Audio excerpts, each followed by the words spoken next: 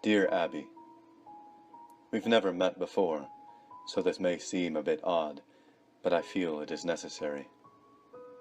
My name's Jay, for starters. I work the checkout line at the grocery store up on 67th Street.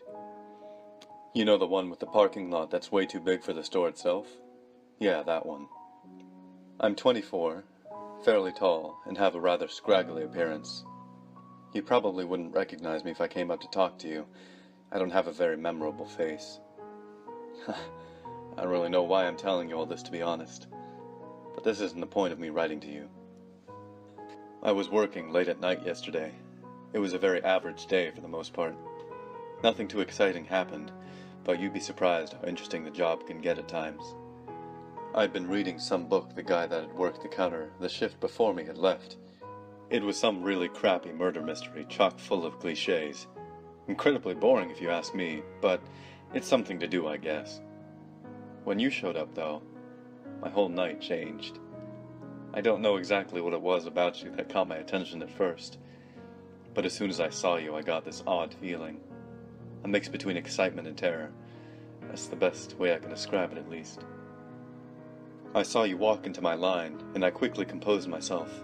I've been slouching down in my chair for a while, since I rarely ever get anyone in my line. It was only when you got closer that I realized what about you had caught my attention. You were absolutely beautiful. You walked up and said, "Hey," and handed me your card.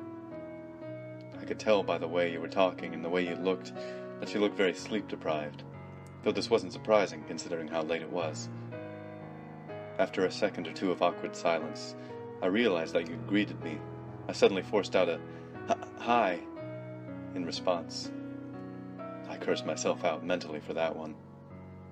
I sat there for a second, trying to focus. What's your name?" I said. It's only later I realized how odd this must have seemed. What kind of grocery bag guy asks what someone's name is? I'm glad I did, though. I remember you said you were named Abigail, but that you go by Abby for short. Abby. It seemed to fit so perfectly. The name seemed to roll off my tongue as I said it back to myself silently. It was like sweet honey. It just felt so good as I said it. You seemed to be perplexed when I looked back at you and wondered if I'd done something to upset you. "Shouldn't you be packing those?" you said, and pointed to your groceries. Suddenly shocked and embarrassed, I looked up and apologized, then clumsily started shoving groceries into bags as fast as I could. I couldn't believe myself. How stupid could I be? But when I looked up, I realized you were laughing. "You're kinda cute," you said. I tried to play it off cool, but I was obviously thrilled. A girl like this thought I was cute? "You are too," I said, as I hastily packed the rest of the groceries. As you walked out, you turned around as you reached the door and said, "Have a good night." I'm guessing I looked pretty stupid writing all this down. You probably still remember it. I mean, it did just happen yesterday. But I went home ecstatic that night, and with all the confidence in the world. I feel like it's almost unreal writing it back here. Anyways, I wanted to write you this letter, Abby, to tell you that I love you. I don't know what it was I felt that night. It was some weird mix-up of emotions.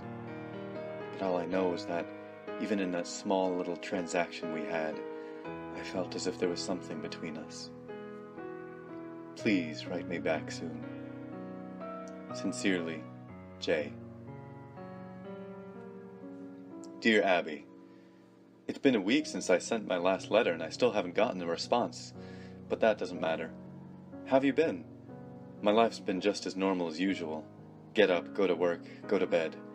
I live in a pretty shitty apartment, but I guess that's what you get when you work as a grocery bagger.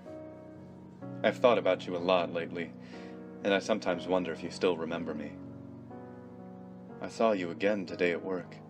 This time it was a more reasonable hour, thankfully. I didn't want to bother you, to see if you'd approach me on your own. You came to my line again, which made me absolutely thrilled. This time I was less nervous. I was going to act normal no matter what you did or said. I wasn't going to let a girl like you slip through my fingers. As you walked up, you muttered something that was too quiet for me to make out, and waited at the end of the counter for me to finish packing your groceries. This obviously wasn't what I had expected, but it wasn't all too bad. You didn't seem to feel anything at all, actually. I was expecting you to either come up and talk to me or avoid me like the plague, but instead you just walked on through as if I was another stranger. This made me wonder if you got my last letter. You should check your mailbox more often. There was one moment where I felt something, though. I looked over briefly to see what you were doing, and at the same time you seemed to look up at me to see how far along I was. Right then, our eyes locked. Only for a second or two, but in those 2 seconds I saw so much more in you than I had seen the last time. I felt as if I had known you for years, like I knew all the intricate feelings and emotions you had. Did you feel anything like that with me? Shortly after I'd finished packing your bags, you paid and walked out. Obviously this is a pretty normal process for me considering I do it about 50 times every day, but I had been determined, since the night I wrote you that letter, that the next time I saw you, I was going to get more out of it. I kinda screwed that one up. I wasn't satisfied with it, I had to have more. There's a little room in the very back left corner of the grocery store designated for staff. In there, though, I knew they kept all the security footage from the day. All staff are informed of this, and the security cameras' locations when they are hired. Luckily for me, there's one positioned right next to my counter. I waited until the store closed up and everybody left, and then I went in. After flipping through a few of the TV screens, I found the one that was connected to the camera by my counter. I rewound it until about when I remember you coming in. After a few minutes of scanning, I'd found it. There you were. I paused on the very best shot I could find. I knew the camera wouldn't do you justice, but it was the best I could have for now. Having a longer look at you, I realized how truly perfect you were. Every feature of your body, your hair, your face, your legs, your chest, was just perfection. I rewound the tape to when you first came up to my line a few times. I couldn't help myself. My eyes were glued to the screen. After a few minutes of consideration, I popped out the tape and shoved it in my pocket, and then drove home. I knew I wasn't allowed to. I could be very well fired for taking such actions, but I couldn't help myself. I had to have you with me at all times, even if it means losing my job. Abby, I love you. I love everything about you. I think about you constantly now. Do you feel the same way about me, Abby? I just want us to be together forever. Right back soon. Yours truly, Jay. Dear Abby, it's been 3 days and I still haven't gotten a reply. Why don't you want to talk to me? I'm still unsure if you've got my last 2 letters. Please tell me if you have. So, I got fired from my job. They found the missing tape. I got a call from the store owner, my boss, at 6 a.m. on Monday, and was told to come in immediately. They were having a mandatory all-staff meeting. When I got there, all of the staff was gathered around a small table with the owner at the head of it. Once everyone had arrived, he told us that apparently there had been a minor robbery yesterday. They'd had about $200 worth of stuff taken from them. And the one tape that would have shown who the culprit was the one I had taken. Just my luck. He told us that no one was going to leave the room until someone confessed. After a few minutes, I finally gave in. I told him everything, about how I felt as if you and me had some kind of connection. After explaining the whole story, the entire room was just staring wide-eyed at me. After I finished, I sat there in silence for several seconds. Suddenly, the store owner broke the tension. Jay, you're fired. Get out of here now and don't come back, he said. I did as I was told and got out of there as fast as I could. That stupid prick. He's always treated me like shit. He's been on my case since the day I got the job. I swear he's been just waiting for me to do one little thing that could justify firing me. And the one time I slip up, he finds out. Why didn't he understand, though? Doesn't he get that you and I are meant for each other? Any rational man would have understood. Anyone put in my situation would have done that, right? I've been searching you up a lot lately. With no job, I have all the time in the world to spend learning about you. Do you know how much you can find out about someone with just a first name and a town of residence? I found out your last name's Moreau. What a beautiful name. Abby Moreau. I can't help but say it aloud whenever I think about you. I also found out that you're 24 and you only live about a mile away from me. I drove down to your apartment complex today. It looks very nice, much nicer than where I live. I asked to see you multiple times, but I was told that you weren't there every time. I felt more and more discouraged every time, but I was determined to see you again. After a few hours of asking, I decided to stay back in the parking lot for a while, waiting for you to come back, and after many hours of waiting, you did. It was a late night, around 10, I think. I saw you pull up in your car and you got out. I felt a sudden rush of warmth at seeing your face again. I know I have the security tape to look at, but it doesn't compare to seeing you in real life. I made sure to record it for later, when I was at home, this time with a much higher quality camera. I wanted to capture as much detail as possible. I didn't know the next time I would see you, and the security tape wasn't enough for me anymore. I asked the woman at the front desk multiple times what your room number was, but she refused to tell me. She thought I was some sort of creep. See, Abby, these people don't understand us. They don't understand what we feel for each other. I ended up waiting in the parking lot a little while longer until someone came out.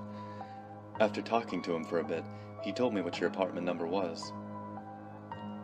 He didn't want to talk at first, but I made him. You'd be surprised what you can make people tell you when you're holding a knife to their chest. Don't worry, I didn't hurt him too bad, but we can't have someone interfering with us. Don't you agree, Abby? I'm sick of all these people trying to keep us apart. I ended up watching you from the parking lot for a while. Once I found out your room number and how the rooms in this complex were organized, it wasn't hard to locate it. You should be more careful about shutting your blinds, you know. I was easily able to watch you from the parking lot. I can't get you out of my head anymore, ever. All I do is watch that video I took of you over and over. Abby, I want to be with you forever. I want to wake up in the morning to see you next to me in bed. I cannot wait until the next time I see you again. Love, Jay. Dear Abby, I have some really exciting news, Abby. I'm moving in with you. Aren't you excited? We can spend hours and hours and hours together. It'll be just perfect. Let me explain. My job paid just enough so I could make rent and pay for food every week. Because of this, I had little to no money in savings, nowhere near enough to last a very long time. When you take that money flow away, it doesn't take very much time until you have nothing left. I was able to get by for a few days, but just today I got evicted. This could actually be better than I had originally thought. I wouldn't be surprised if that guy that gave me your room number has been able to contact the police by now. This way they won't be able to find me, and we get to spend all the time in the world together. It's perfect, isn't it? I made sure to bring all my tapes and photos I've taken with me, though, and my cameras, of course. You should really tell whoever's managing your apartment complex to get better staff. I was able to get by security easily. I went up to your room and knocked on the door, but I got no answer, so I decided to get in by other means. After scanning the footage I took from last night over a few times, I noticed that you have a ventilation shaft in the corner of your room. Not surprising considering how hot it can get in the summer up there. I figured that there have to be some kind of maintenance hatch that I can get in through. After a few minutes of looking around, I found the door at the end of your hall that seemed to be some kind of staff room, and luckily, there was a way into the vents in there. I crawled through until I got to your room. It was very cramped and hard to move around in, but I managed. When I got there, though, I felt a rush of success. I figured since the lights were out and I couldn't see you, that you weren't home. But I'm patient. I scanned every part of your room, trying to memorize all the intricate details. Your scent overwhelmed me as I sat there. I had caught it briefly during the 2 times I saw you at the store, but never this strong. It was mesmerizing. I couldn't quite place a finger on it, but it reminded me of something. It was almost like peaches. I sat there hunched over for a few hours, though I've taught myself to be extremely patient. I can sit completely motionless for hours at a time, not moving a muscle. No one was going to notice me. Then, you finally got home. I felt a wide smile form on my face the second I heard the door open. There you were, my love. Of course, you took no notice to my presence. The light in your room seemed to be angled perfectly so you couldn't see anything in the vent after the first few inches. I tried to contain my excitement, but I started breathing very heavily. I tried to cover it up as best as I could, but it was hard. You suddenly looked right at the vent. I went completely silent. After a few seconds, though, you seemed to lose interest. This made me smile. This was the perfect spot. I could tell I had startled you, though. All throughout the night, you were turning over in your sleep to look at the vent. People seem to have a sense for when they're being watched. It can send them into complete panic. Don't try to fake it, Abby. I can tell when someone's awake. When someone's truly scared, sleep becomes impossible. Why are you so scared anyways? It's just me. Why would I scare you? You do love me, right? You know I love you. I'm looking forward to spending every day with you now, Abby. Write back if you can. Love, Jay. Dear Abby, I saw you wake up this morning. I didn't sleep a wink last night. You were too enthralling. I spent the whole night watching you. I just couldn't help it. Anytime I tried to look away, my eyes seemed to be drawn back a few seconds later. You look even more amazing when you're sleeping, you know. You'd be surprised how much you can learn about a person's personality just by watching them sleep. I was tempted to get out of the vent to get a better view of you multiple times in the night, but I resisted the urge. I couldn't have you figuring out I'm here. Not yet, at least. You seemed to spend a lot of time in your bathroom in the morning. I assumed you were taking a shower or putting on makeup. Why would you do that, Abby? Anything you could do to change the way you naturally look would only cover up your true beauty. Why would you want to do that? Don't you want the whole world to see what I see in you? You left shortly after to work, or at least that's what I assumed. After careful consideration, I decided to leave the vent. I slid my hand through one of the slits and felt around for one of the bolts. The surface of the vent was very smooth, which made them very easy to find.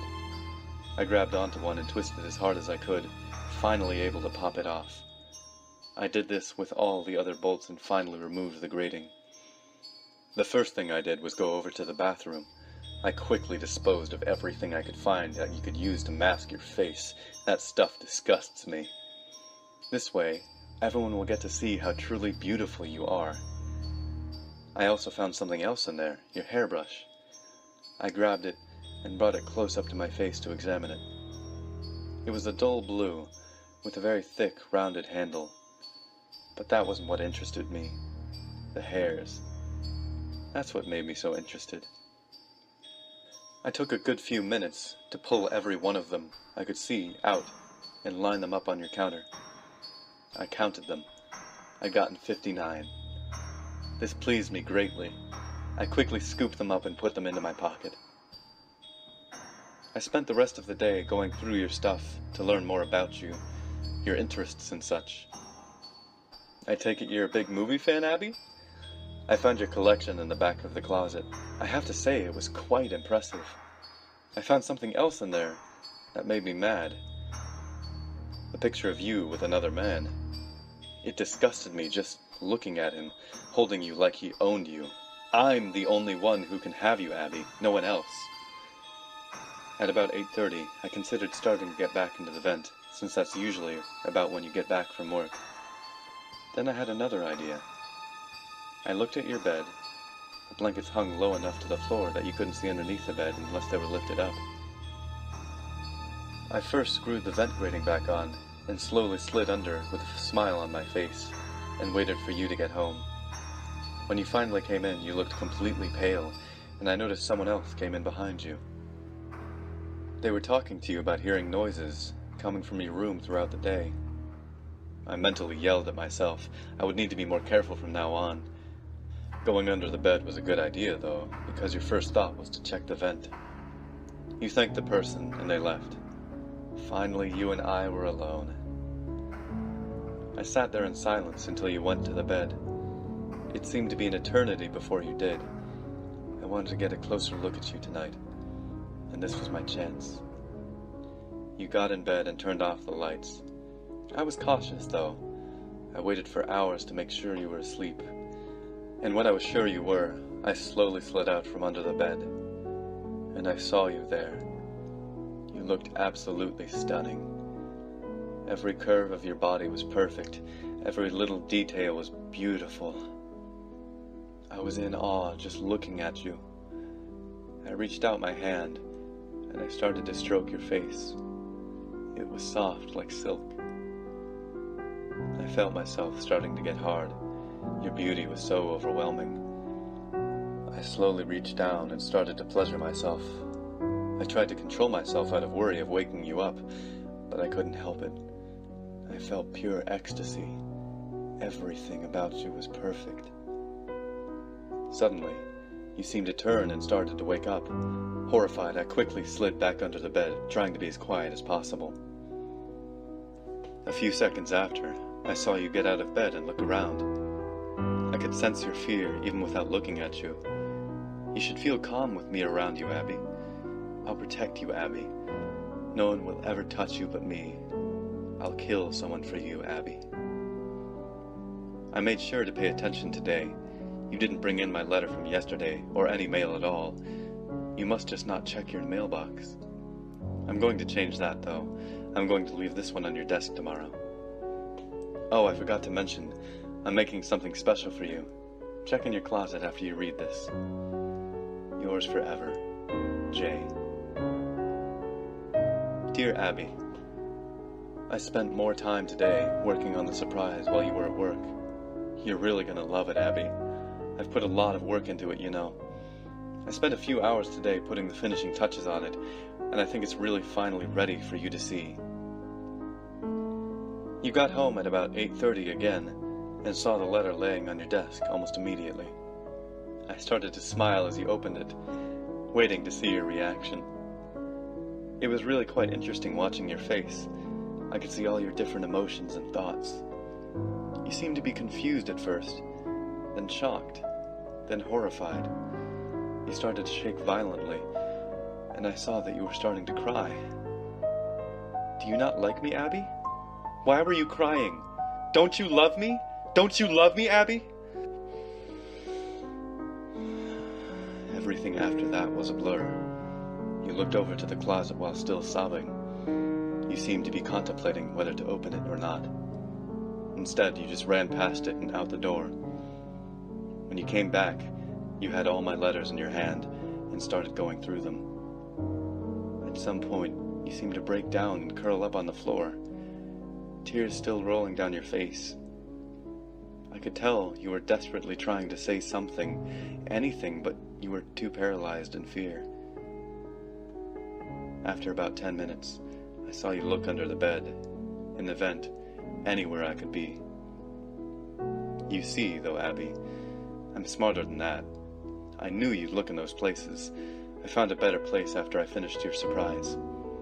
You'll never find me in here. No one will. Isn't it great? I can watch you forever and ever, and there's nothing you or anyone else can do about it. You hadn't found your surprise yet, though, Abby, and I could tell you were still thinking about it. I saw you look over to your closet. I knew you wanted to open it, but at the same time you were nervous. What was going to be in it? What would you find? This couldn't last forever, though.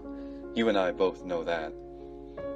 I watched you slowly walk over to your closet, fumbling with the handle, trying to get a firm grasp on it. Suddenly you flung open the doors and saw it. It was a scrapbook of me and you.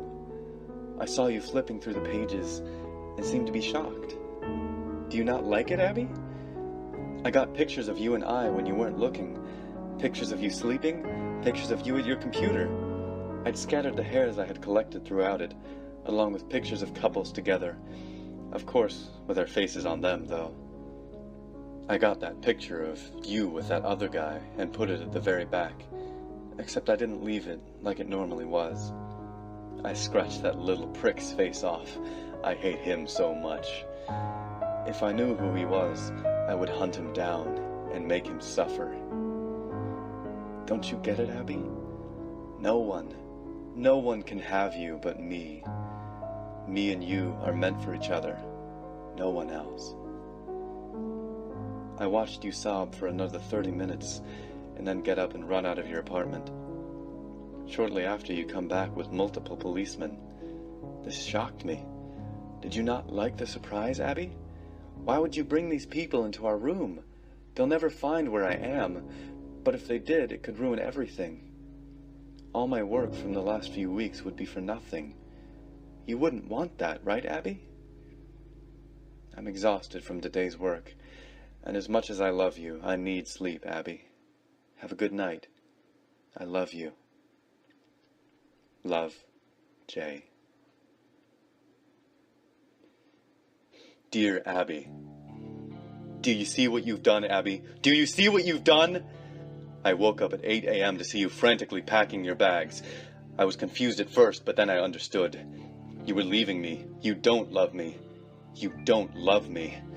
How could you do this to me, Abby? You were the only thing I wanted in life. I had nothing else to live for, but when I first met you, I saw a shimmer of hope. I thought I'd finally have a reason to wake up in the morning and go on with my shitty life. And you went and threw that away. How could you do this to me, Abby? A few seconds after you left your room, I got out of my hiding spot and followed behind you. I saw you throw your bags in the back and then get in the car and start it. I wasn't going to let you get away, though, Abby. I would never let that happen. I ran as fast as I could to your car and smashed out the window and dragged you out. Did you really think you could get away from me, Abby? I had to hit you over the head to knock you out. You were making too much noise. Someone else, someone that doesn't understand, could have seen and ruined everything. Well, I had a plan if you reacted like this. I drove out to the storage unit at the edge of town. I'd reserved a slot the day I decided to move in with you. I drove up and unlocked it. I grabbed you and carried you inside it with me. It had only been a few minutes, so you were still unconscious. I made sure to check through your pockets to make sure you didn't have your phone with you. I set you down at the very back of the small room. Then I got in and lowered the door. I called the owner of the storage unit and told them that I had visited my lot the other day and forgotten to lock it, and asked him if he would mind locking it for me. Of course he said yes, and I hung up. I then threw the phone on the ground and stomped on it to make sure that it would never work again. Shortly later, I heard the owner come up and lock the door. About an hour later, I saw you start to get up. I first heard a very faint grunt, then I saw your legs start to move. Shortly after, you were fully awake. When you saw my face, you started to scream, which then subsided to a whine, and then to a whimper. That's when you saw it, the one other thing in the room, my knife. It was obvious why it was there, and after a second or two of realization, you jumped up and grabbed it. I looked you dead in the eyes and said, Abby, I love you. And then I felt the searing pain of the knife being driven into my side. I felt it being pulled out and jabbed back in with great force. I could feel it go in each time like a fire burning a hole through my chest. I fell to the floor, laughing while coughing up blood. I saw you back away, trembling, and sit back down in the corner. And now, as I sit here in the puddle of my own blood writing this, I wonder how you'll go out. Will you use the knife to take your own life, or will you let starvation take you? Either way, we'll be together in death, Abby. Together from the day I saw you till the day we both died, just as I wanted it. And as you sit there crying, I can tell you've come to this realization. Abby, this is all I ever wanted, and for that, I have to say thank you. Love, Jay.